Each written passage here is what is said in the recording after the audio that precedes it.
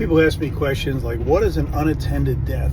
Okay, well, an unattended death is pretty obvious. It's, somebody who sadly has passed away without any knowledge from, the neighbors or family at the moment. A lot of times these become a decomp situation, meaning that they start to decompose or completely decompose, until somebody realizes what's going on in that house or that property. Those are the ones that keep us there longer than any other thing.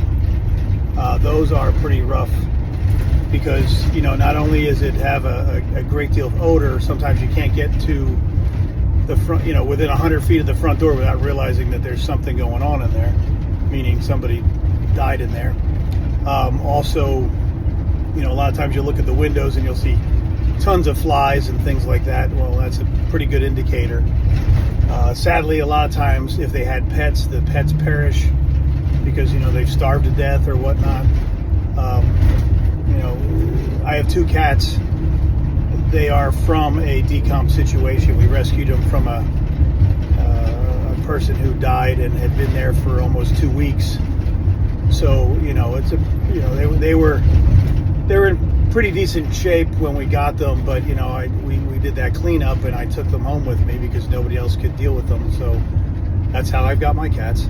But an unattended death is pretty rough because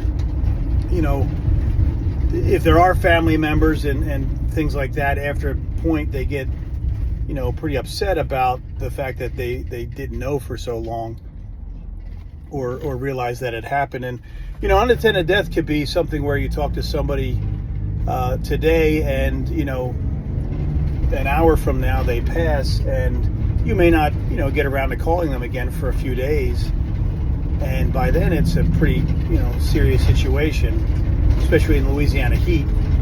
So these kind of things escalate pretty rapidly if there's no air conditioning or the weather sets in with the heat, and it's a pretty traumatic situation for the people that find them.